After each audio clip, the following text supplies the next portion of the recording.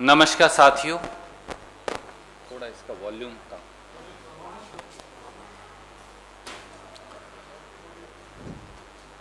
आज एक बहुत ही गंभीर विषय लेकर हम आपके बीच में उपस्थित हैं। हिंदुस्तान के विपक्ष के नेता, राज्यसभा में कांग्रेस पार्टी के नेता आदरणीय मल्लिकार्जुन खड़गे साहब, लोकसभा में कांग्रेस के नेता आदरणीय अधीर रंजन चौधरी साहब और हम सब आज इस देश में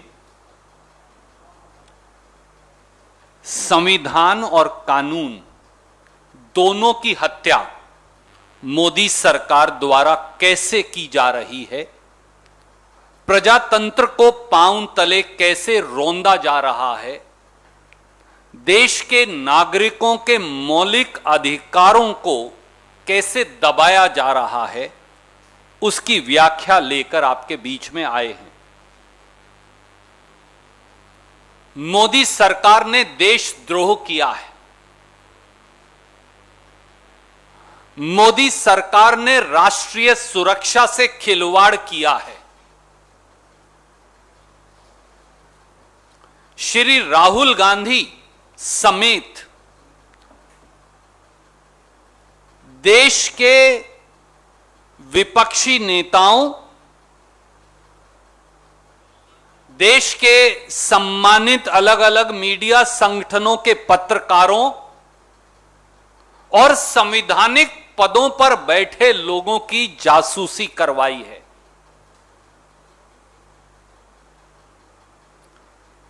भारतीय जनता पार्टी का नाम बदलकर अब भारतीय जासूस पार्टी रख देना चाहिए। देश के लोग अब कह रहे हैं, अब की बार देशद्रोही जासूस सरकार। जिस प्रकार से अब सार्वजनिक पटल पर समाचार पत्रों और पोर्टल्स की खबरों से राष्ट्रीय और अंतर्राष्ट्रीय स्तर पर सामने आया है, मोदी सरकार इजरायली स्पाईवेयर पिगैसस के माध्यम से देश के सम्मानित न्यायाधीशों की, जजेस की, संवैधानिक पदों पर बैठे व्यक्तियों की, खुद के मंत्रिमंडल के शायद मंत्रियों की, विपक्ष के सम्मानित नेताओं की, पत्रकारों, वकीलों, ह्यूमन राइट्स एक्टिविस्ट्स की, उन सब की जासूसी करवा रही है। ऐसा लगता है कि मोदी सरकार ने स्वयं देश के संविधान पर हमला बोल रखा हो, कानून के शासन पर हमला बोल रखा हो, मौलिक अधिकारों पर हमला बोल रखा हो और संविधान की शपथ जो ली थी सरकार ने, उस शपथ को भी दबाकर उस पर भी हमला बोल रखा हो। मोदी सरकार खुद ही इजरायली जासूसी उपकरण पिगैसस के माध्यम से यह नृशंस कार्य कर रही है। और यह तो एक सैंपल है। पिगैसस सॉफ्टवेयर करता क्या है?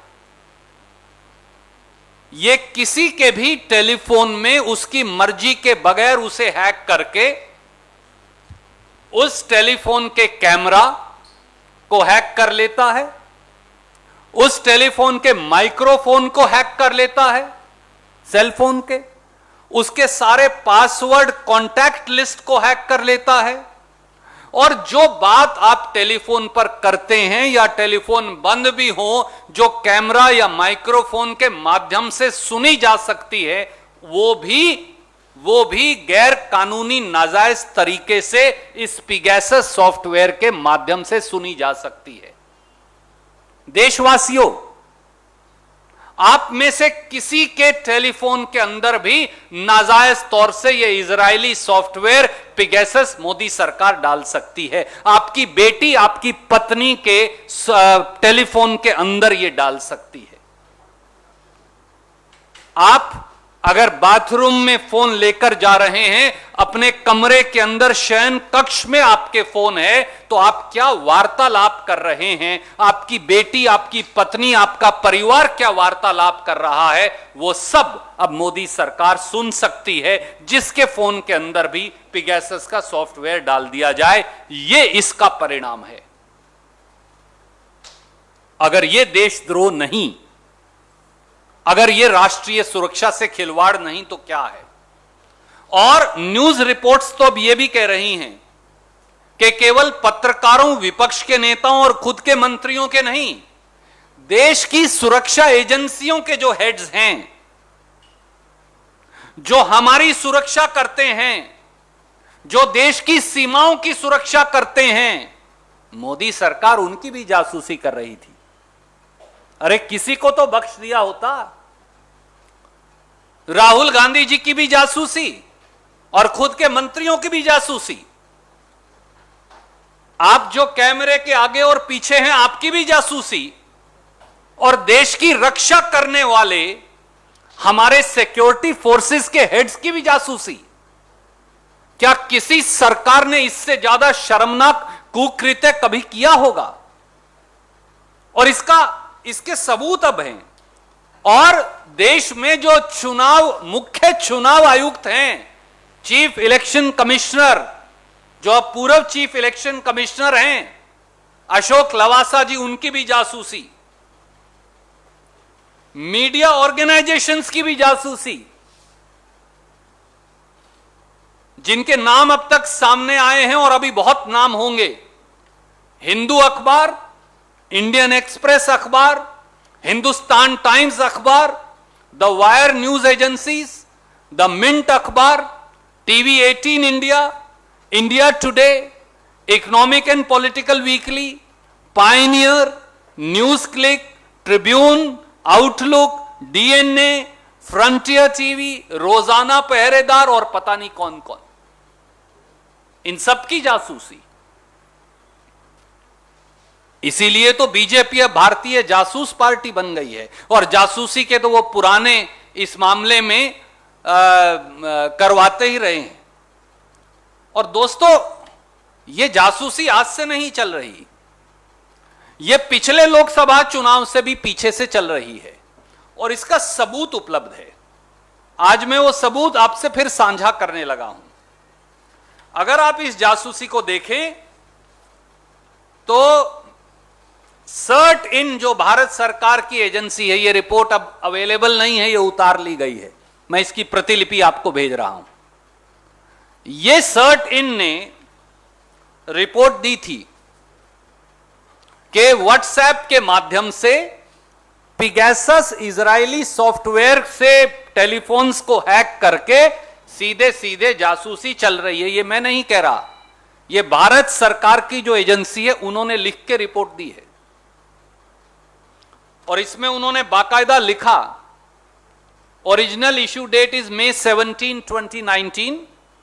A vulnerability has been reported in WhatsApp which could be exploited by a remote attacker to execute arbitrary code on the affected system. और ये बाकायदा ट्रैकर न्यूज और सब कुछ इसके अंदर दिया है। अब साथियों, सवाल ये है कि ये पिगैसस है क्या? ये एक इजरायली कंपनी है NSO, और ये कहते हैं कि हम ये सॉफ्टवेयर केवल और केवल सरकार को ही बेचते हैं और किसी को नहीं। कोई कह सकता है भैया ये तो सरकार, मोदी जी ने तो खरीदा नहीं होगा, तो मैं इसलिए उनकी वेबसाइट का भी आपको रिलीज कर रहा हूं, ये पिगैसस NSO की वेबसाइट से। और उन्होंने साफ तौर से कहा, NSO products are used exclusively by government, intelligence and law enforcement agency to fight crime and terror. Modi ji, Rahul Gandhi ji के फोन की जासूसी करवा के आप कौन सा क्राइम और टेरर से लड़ाई लड़ रहे थे? Hindu, Indian express, TV 18, India today, frontier TV, wire, news click, इनकी जासूसी करवाकर आप कौन से टेररिस्ट से लड़ रहे थे? आप हिंदुस्तान के चीफ इलेक्शन कमिश्नर की जासूसी करवाकर कौन से उग्रवादी से लड़ रहे थे? आप एसोसिएशन फॉर डेमोक्रेटिक रिफॉर्म्स के जगदीप छोकर साहब की जासूसी करवाकर कौन से उग्रवादी से लड़ रहे थे? और अब सामने आएगा, अब अपने खुद के कैबिनेट मंत्रियों की जासूसी करवाकर कौन से उग्रवादियों से लड़ रहे थे? और संवैधानिक पदों पर बैठे लोगों और शायद जजेस की जासूसी करवाकर क्या ये उग्रवादी और आतंकी हैं? और राहुल गांधी जी के स्टाफ की जासूसी करवाकर, अब 5 लोगों के उनके स्टाफ के भी नाम सामने आए, तो आप कौन से उग्रवादी से लड़ रहे थे?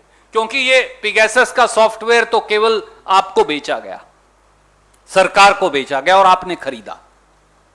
और तीसरा हिस्सा, साथियों, monk school of university of Toronto ने, जिनके पास सिटीजन लैब है, बाकायदा इस पिगैसस सॉफ्टवेयर और हिंदुस्तान पे अटैक की जांच करवाई और उन्होंने जून 2017 में यह पाया, ये मैं उनकी रिपोर्ट की कॉपी आपको रिलीज भी कर रहा हूं, लगा भी रहा हूं, कि हिंदुस्तान के राजनीतिक व्यक्तियों, हो सकता है उनमें खड़गे साहब का फोन भी हो, अधीर रंजन चौधरी साहब का भी हो, ममता जी का भी हो, लालू जी का भी हो, अखिलेश जी का भी हो, दूसरे लोगों का भी हो, उन सबको अटैक किया गया था 2017 में पिगैसस सॉफ्टवेयर के माध्यम से। ये वो रिपोर्ट की कॉपी है जो मैं आपको रिलीज कर रहा हूं। और इतना ही नहीं साथियों, इस पिगैसस सॉफ्टवेयर से इंटरनेट और ब्रॉडबैंड को भी इन्फेक्ट कर दिया गया।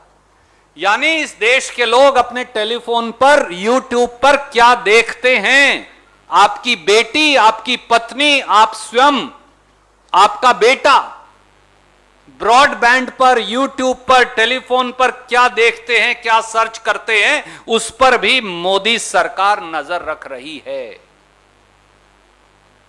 और जो ये मैं नहीं कह रहा, ये भी सिटीजन लैब रिपोर्ट में आया और उन्होंने कहा कि जो कंपनियां इन्फेक्ट की उन्होंने इंटरनेट की, वो है भारती एयरटेल लिमिटेड, महानगर टेलीफोन निगम लिमिटेड, खुद की सरकारी कंपनी को भी नहीं बख्शा, नेशनल इंटरनेट बैकबोन, सब कुछ उसी पे चलता है, एनआईसी, कोर्ट की प्रोसीडिंग से लेके सरकार की सब कार्रवाई, हर डिपार्टमेंट की कार्रवाई तो एनआईसी पर चलेंगी। Hathway cable internet, Star broadband services, Atria convergence technologies private limited, ये कागज भी मैं आपको रिलीज कर रहा हूं, ये सब भी इन्फेक्ट हो गया। और आज भी मोदी सरकार झूठ बोल रही है। आज भी आईटी मंत्री ने कह दिया हमारा तो कोई लेना देना ही नहीं, एनएसओ और पिगैसस को हम तो जानते ही नहीं, उन्होंने तो बयान ही दे दिया। शायद मंत्री जी, अगर आप कांग्रेस के कॉलिंग अटेंशन में पुराने आईटी मिनिस्टर का 28 नवंबर 2019 का जवाब पढ़ लेते तो इतना झूठ संसद को ना बोलते। ये मैं इस देश के फॉर्मर आईटी मिनिस्टर रविशंकर प्रसाद का संसद का जवाब दिखा रहा हूं आपको, जो कांग्रेस के कॉलिंग अटेंशन मोशन पर राज्यसभा में उन्होंने दिया। और वहां उन्होंने 3 बातें मानी। पहली बात कि 121 आदमियों के नाम उनके पास आए हैं हिंदुस्तान के, जिनके टेलीफोन को पिगैसस इजरायली जासूसी यंत्र से हैक किया गया है। यह मैं नहीं कह रहा, मैं आपको दिखा देता हूं। यह मंत्री जी ने मान लिया और संसद के पटल के ऊपर मान लिया कि 121 नाम तो उनके पास है। तो जब मिनिस्टर ये कह रहे हैं कि मेरे पास 121 नाम हैं, तो फिर आज आईटी मिनिस्टर ये क्या कह रहे हैं? दूसरा, उन्होंने ये माना कि एनएसओ को नोटिस दिया गया नवंबर 2019 में, यह भी उन्होंने मान लिया। यह है अभी तक व्हाट्सएप ने हमें 121 नाम, ये देखिए, तो ये तो खुद ही मानते थे। नवंबर 2019 में भारत सरकार ने संसद के पटल पर माना और उसके बाद यह भी कहा कि हमने एनएसओ को नोटिस दिया है। मैं आपको वो लाइन पढ़कर बता देता हूं। श्री रविशंकर प्रसाद, हमने तो आपको पहले ही कहा था कि एनएसओ को भी नोटिस दिया है, तो भैया उस नोटिस का क्या हुआ वैष्णव साहब?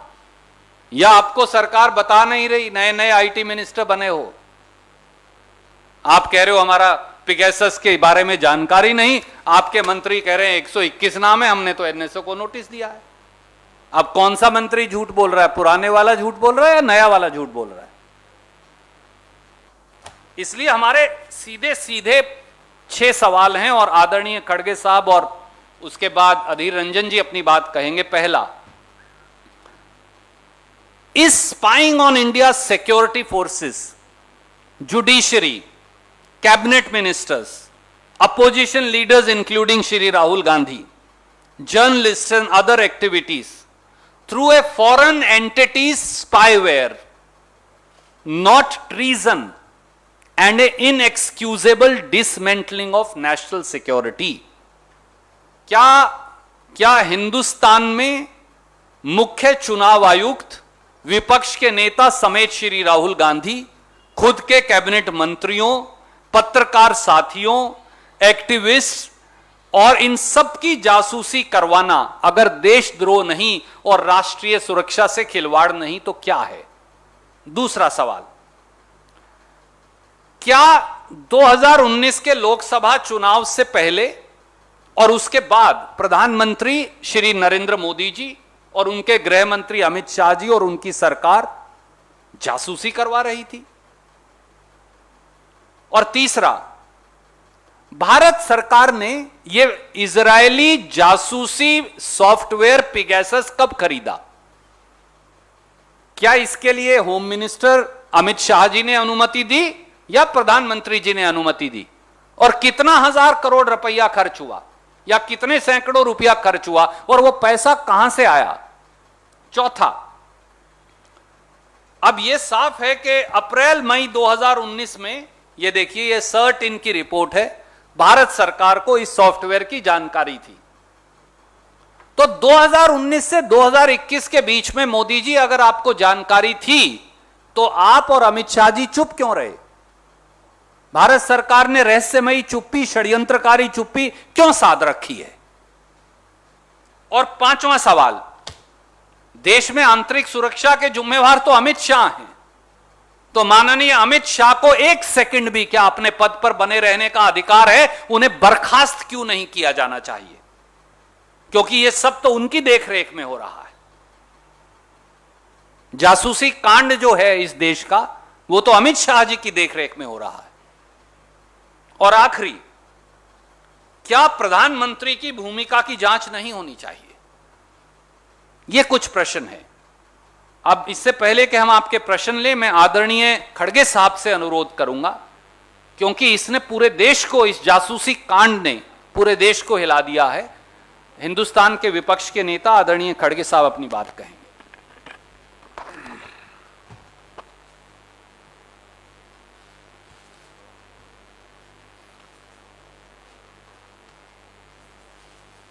अभी सुरजेवाला जी ने जो तफसीली के साथ स्टेटमेंट को आपके सामने रखी है, मैं समझता हूं उसमें और ऐड करने की ज़रूरत नहीं है। फिर भी मैं ये कहूँगा कि आज देश के प्रधानमंत्री खुद और गृह मंत्री खुद अगर लोकतंत्र में विरोधी पार्टियों के नेताओं की जासूसी करना और बहुत से पत्रकारों के पीछे भी जासूसी करना, इतना ही नहीं खुद के मंत्रियों का भी उन्होंने जासूसी कर रहे हैं, इसका सबूत मिला है और वो आपके सामने तफसीली के साथ वो रखे हैं। यहाँ तक भी नहीं, हमारे राहुल गांधी जी के उनका भी जासूसी उन्होंने किया है। और अभी कितने लोग आते मुझे मालूम नहीं, कांग्रेस के, दूसरे पार्टी के और उनके खुद के पार्टी के। तो इसकी जांच होने से पहले मैं तो ये कहूंगा, खुद अमित शाह साहब रिजाइन करना चाहिए, मोदी साहब की इंक्वायरी होना चाहिए।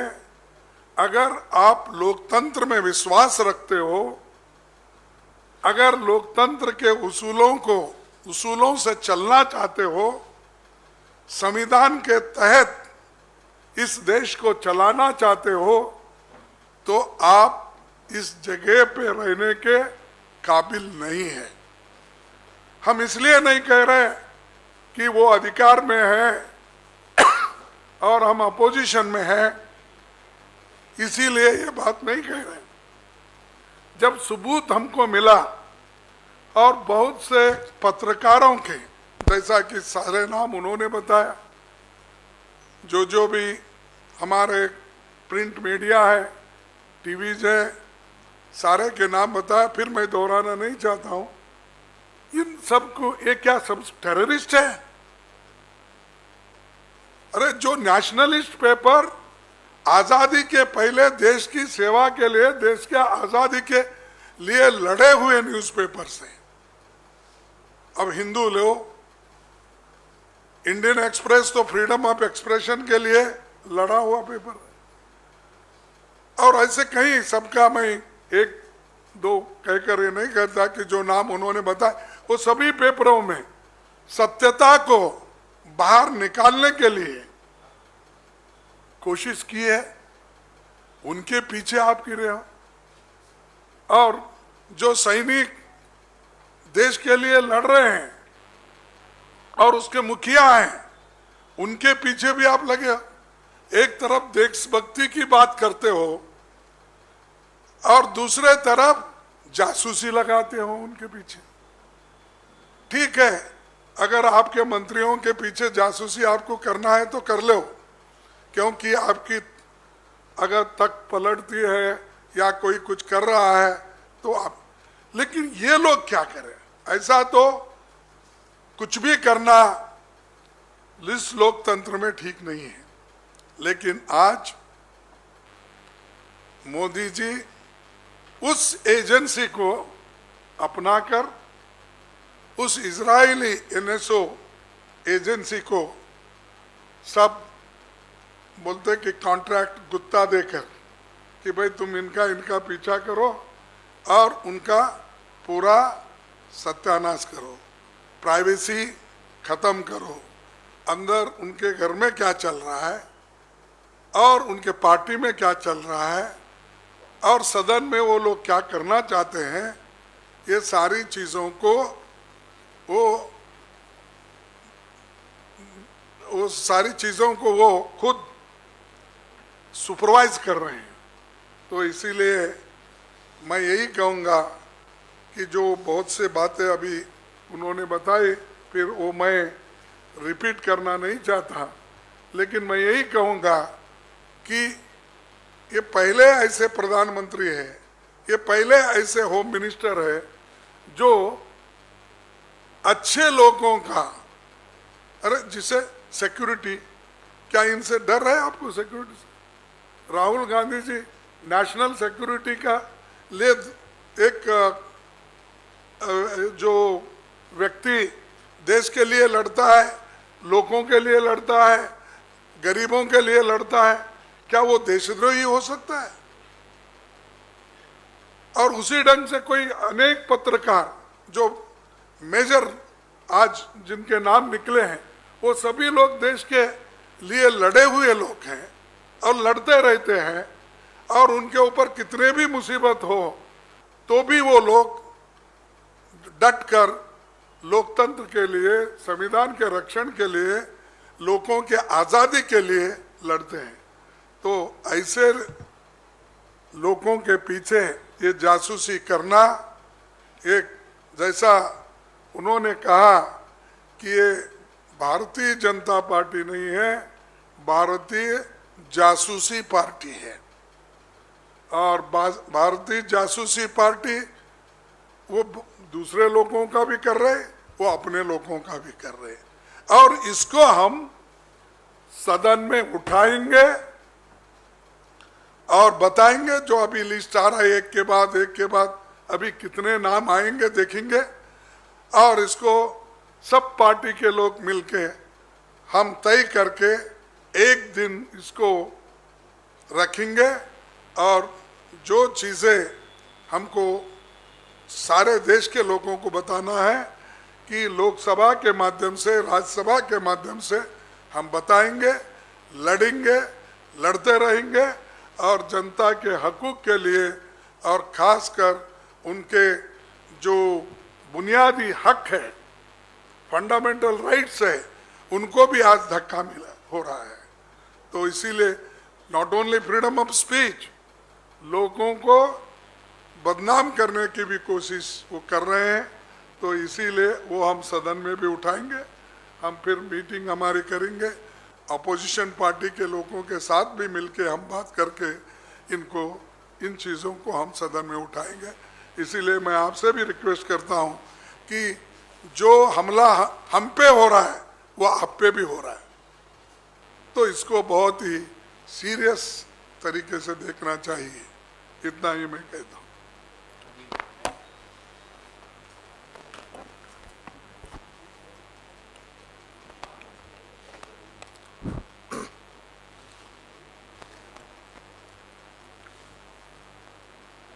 सुरजेवाला जी और नेता राज्यसभा मल्लिकार्जुन खड़गे साहब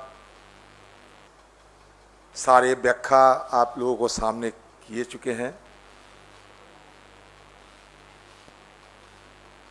मोदी जी कहते हैं कि हम डिजिटल इंडिया की पैरवी करते हैं, लेकिन आज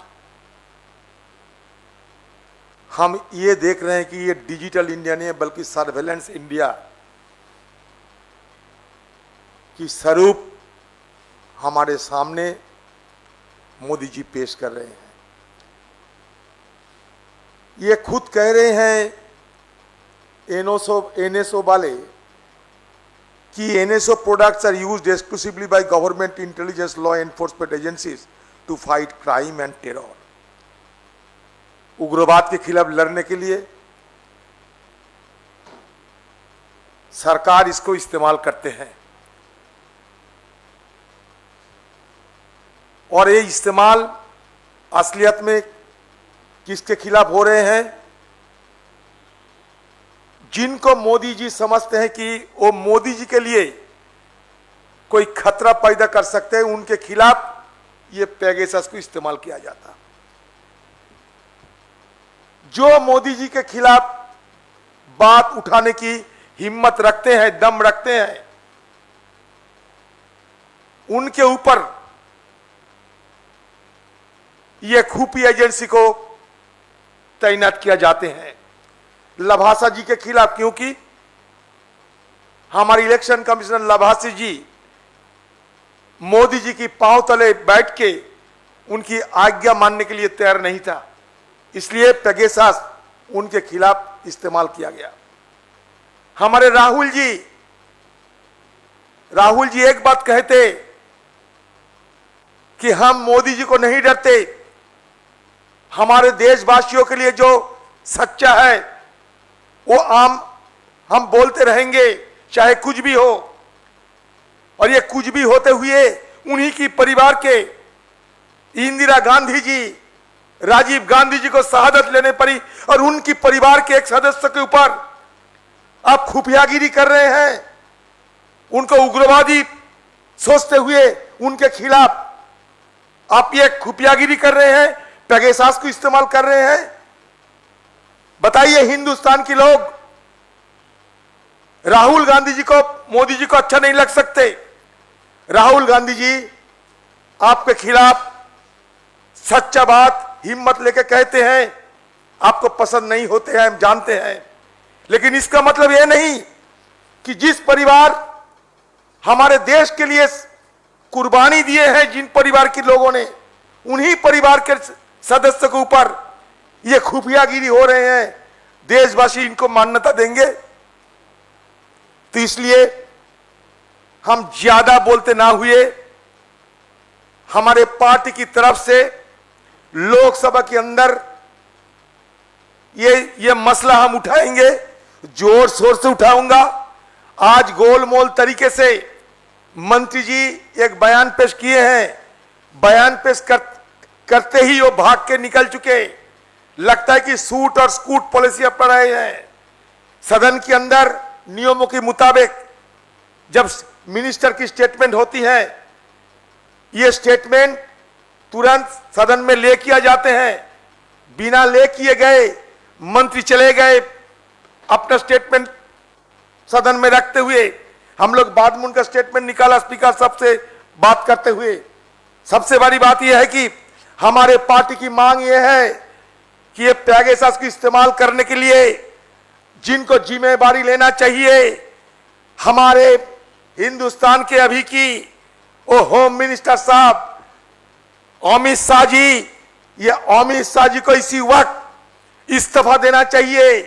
अगर हिंदुस्तान की सरकार की कोई मोरालिटी बचे हुए हैं, कोई नैतिकता बचे हुए हैं, तो तुरंत अमित शाह जी को रेजिग्नेशन देते हुए हिंदुस्तान के लोगों को सामने अपने को पेश किया जाए। ये मांग रखते हुए अगले तारीख में सदन के सब विपक्ष पार्टियों को एक साथ हमारे आवाज बुलंद करेंगे। यही कहते हुए मैं अपना वाणी को विराम देता हूं।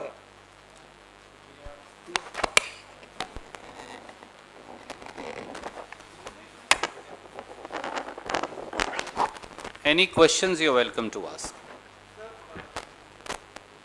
We'll begin there and then I'll come. Yes, please.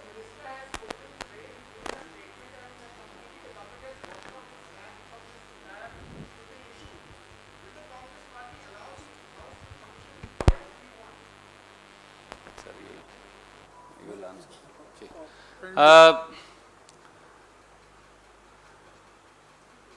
Modi government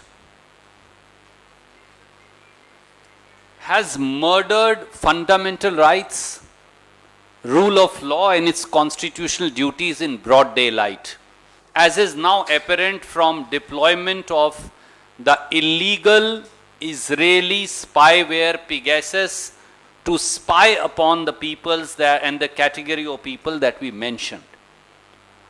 Modi government and its ministers cannot wish away this harsh reality. Constitution has been trampled upon, rule of law has been murdered, and the oath of office that the Prime Minister and the Home Minister and this government took to protect and defend the Constitution lies in tatters. As I pointed out to you today, the former IT Minister on 28th of November 2019 in Rajya Sabha had admitted that 121 names are such where possibly WhatsApp was infected through the software. He had also admitted that NSO, the manufacturer of the spyware Pegasus, had been issued a notice. What happened in 2 years? The minister should have answered, the Prime Minister should have answered, and Home Minister, who is in charge of internal security, should have answered. And as Khadge Saab and Adhir Ranjan Chaudhary ji rightly said, you want to spy upon your own ministers? It's unpardonable sin, but it's one thing.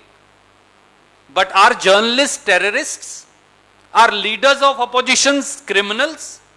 And what about the heads of security forces, which are allegedly, whose names and phone numbers are there? Present and former heads of security forces. What about those holding constitutional offices? Is the Chief Election Commissioner of India a criminal? The person responsible for deployment of this illegal spyware Pegasus is none less than the Home Minister of India, who must be sacked, Shri Amit Shah. And a full inquiry, including inquiry into the role of Prime Minister, has to be held. Thank you.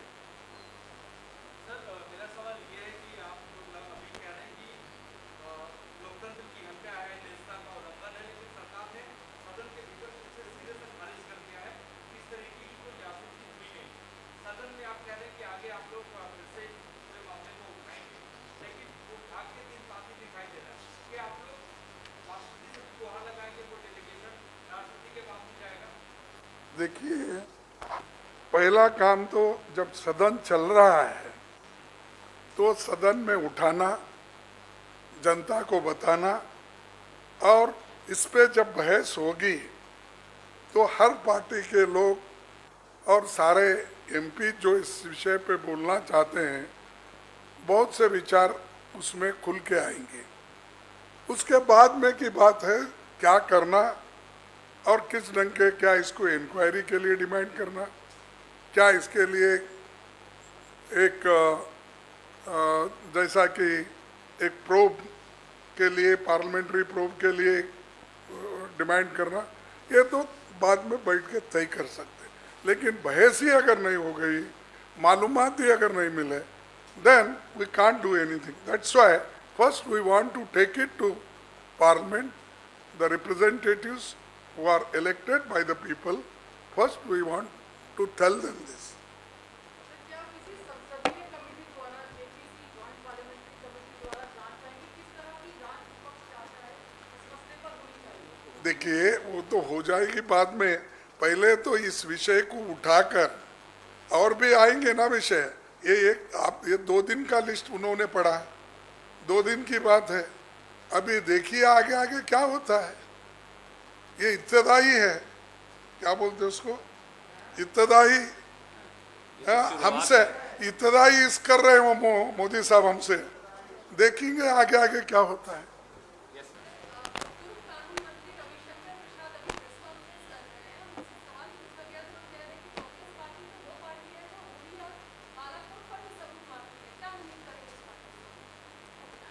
खिसियानी बिल्ली खंबा नोचे।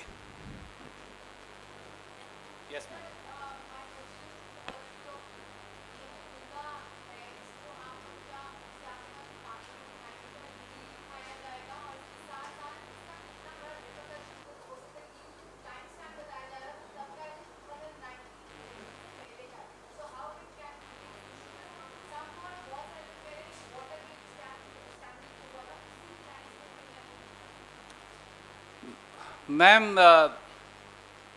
Congress party सहित सब विपक्षी दल सारे options explore करेंगे। आज आदरणीय खड़गे साहब के नेतृत्व में, अधीर रंजन जी के नेतृत्व में हमारी पहली मांग ये है कि minister of home and internal security Shri Amit Shah को बर्खास्त किया जाए, प्रधानमंत्री की भूमिका की जांच हो, सभी विपक्षी दलों को हम ऑन बोर्ड लेंगे और उस जांच की शक्ल क्या होगी इसकी चर्चा खड़गे साहब, अधीर रंजन चौधरी जी, श्रीमती सोनिया गांधी जी, राहुल गांधी जी और विपक्ष के अन्य नेता बैठकर जरूर करेंगे। चाहे वो लीगल ऑप्शन हो, चाहे वो पार्लियामेंट्री ऑप्शन हो, दोनों तरह की इन्वेस्टिगेशन को हम एक्सप्लोर करेंगे। और जैसे ही हम बात कर रहे थे, अब नए नाम आ गए हैं, उसमें टीएमसी के नेताओं के नाम भी आ गए हैं इस पत्रकार वार्ता के चलते चलते। तो सही कह रहे थे खड़गे साहब, अभी तो शुरुआत है। आज कुछ इंडियन एक्सप्रेस और दूसरे समाचार पत्रों के पत्रकारों के नाम भी अभी अभी और जग जाहिर हुए हैं। ये कितना बड़ा है, ये आम जनमानस की जिंदगी में है, किस किस के घर तक है, किसकी बेटी, धर्मपत्नी, बेटे, भाई, मां, उनके टेलीफोन्स तक है। मोदी जी और उनकी सरकार किस किस के घर और बाथरूम में झांक रही है, किस तरह से किस किस के कमरों के और घरों के अंदर झांक रही है। उनका बेटा या बेटी क्या देखते हैं, सुनते हैं, सर्च करते हैं, पढ़ते हैं, इनमें देशवासियों के किस किस के टेलीफोन्स के अंदर झांक रही है। ये तो पूरी जांच में खुलासा होगा और इस जांच के लिए हम कटिबद्ध हैं। Thank you sir. One last question from ANI।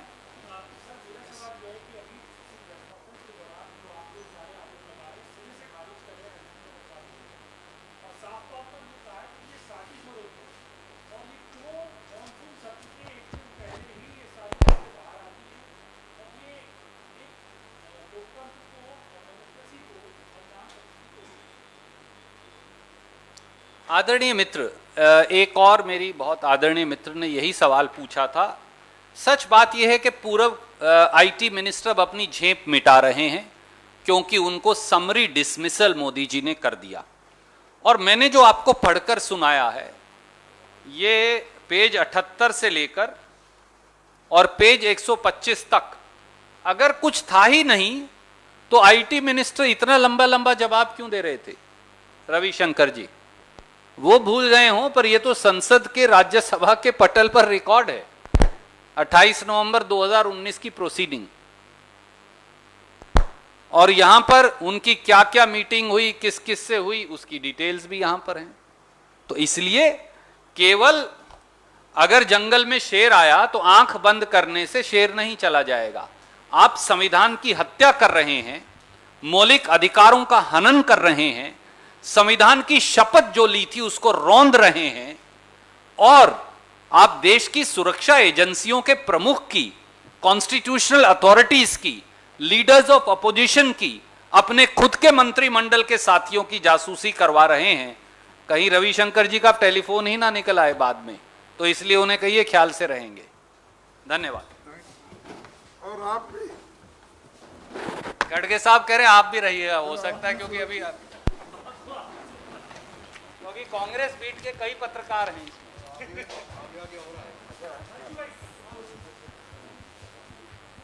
अनेक्ष भैया, अनेक्ष जो सब रिलीज कर